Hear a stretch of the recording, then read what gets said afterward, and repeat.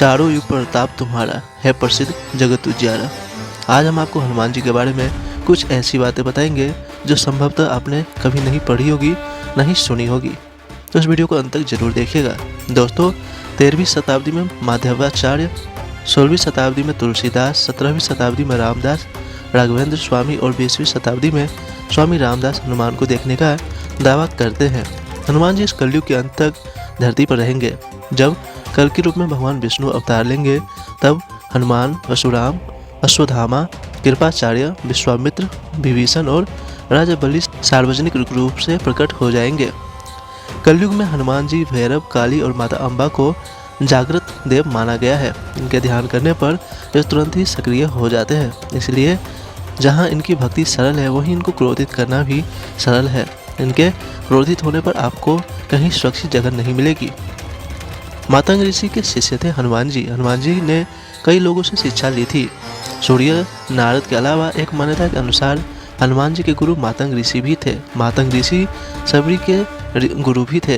कहते हैं कि मातंग ऋषि के आश्रम में ही हनुमान जी का जन्म हुआ था। मातंग ऋषि के यहाँ माता दुर्गा के आशीर्वाद से जिस कन्या का जन्म हुआ था, वो मातंगी देवी थी। 10 महाविद्याओं में से 9वीं महाविद्या देवी मातंगी ही है। यह देवी भारत के आदिवासियों की देवी है। 10 महाविद्याओं में से एक तारा और मातंग देवी की आराधना बौद्ध धर्म में भी की जाती है। बौद्ध धर्म में मातंगी को मातागिरी कहते हैं। भारत के गुजरात, महाराष्ट्र, कर्नाटक, केरल आदि राज्यों में मातंग समाज के लोग आज भी विद्यमान हैं। मान्यता के अनुसार मातंग समाज मेघवाल समाज और किरात समाज के लोगों के पूर्वज मातंग ऋषि ही थे। श्रीलंका में ये आदिवासी समूह के रूप में विद्यमान है। कुछ विद्वानों के अनुसार मेघवाल समाज भी मातंग ऋषि से संबोधित है। यह सभी मेघवंशी हैं। सेतु एशिया नाम एक वेबसाइट ने दावा किया है कि श्रीलंका के जंगलों में एक आदिवासी समूह से हनुमान जी प्रत्येक 41 साल बाद मिलने आते हैं।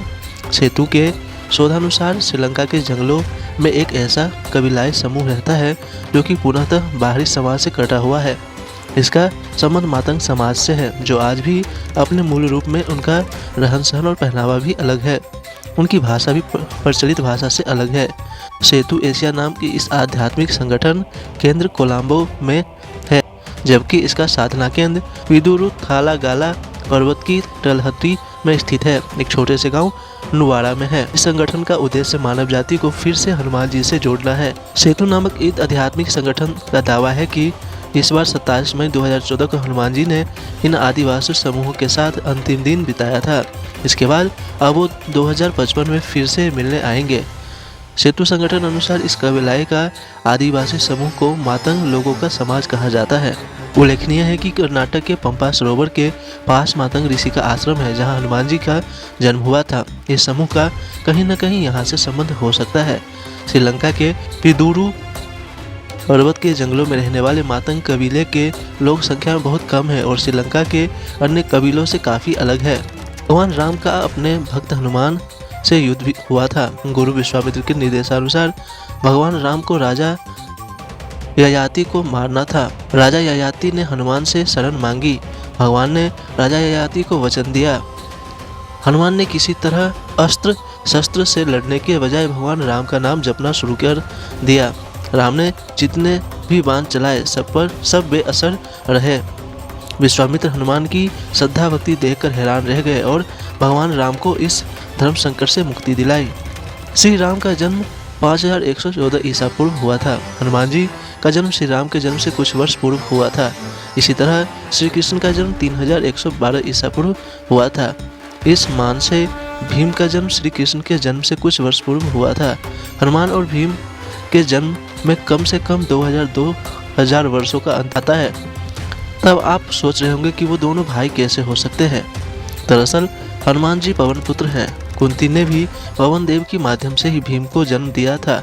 इस मान से दोनों के पिता एक ही हैं, इसीलिए भीम को भी पवन पुत्र कहा जाता है।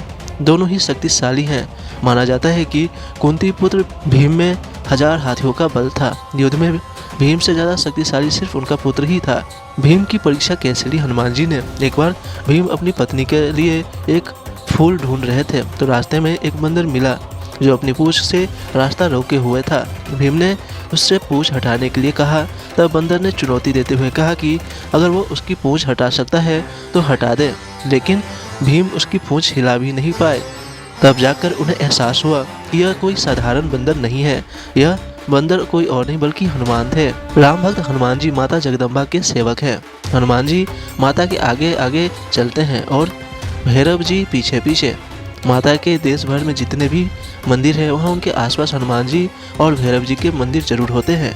हनुमान जी की खड़ी मुद्रा में एक भैरव का कटा हुआ सिर होता है। कुछ लोग उनकी यह कहानी माता वैष्णो देवी से जोड़कर देखते हैं।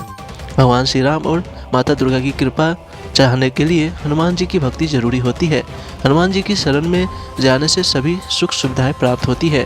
इसके साथ ही जब हनुमान जी हमारे रक्षक होते हैं तो हमें किसी भी अन्य देवी देवता, बाबा, साधु, पीर, फकीर, ज्योतिष आदि की बातों में भटकने की जरूरत नहीं। धर्म की स्थापना और रक्षा का कार्य 4 देवों के हाथों में है, दुर्गा, भैरव, हनुमान और कृष्ण। माना जाता है कि महापंडित और शिव भक्त रावण युद्ध में अपनी विजय सुनिश्चित करने के लिए त्रिदेवों की जननी माता चंडी का पाठ ब्राह्मणों से करवा रहा था। ब्राह्मणों के पाठ की तैयारी और उनकी सेवा के लिए कई लोग नियुक्त थे।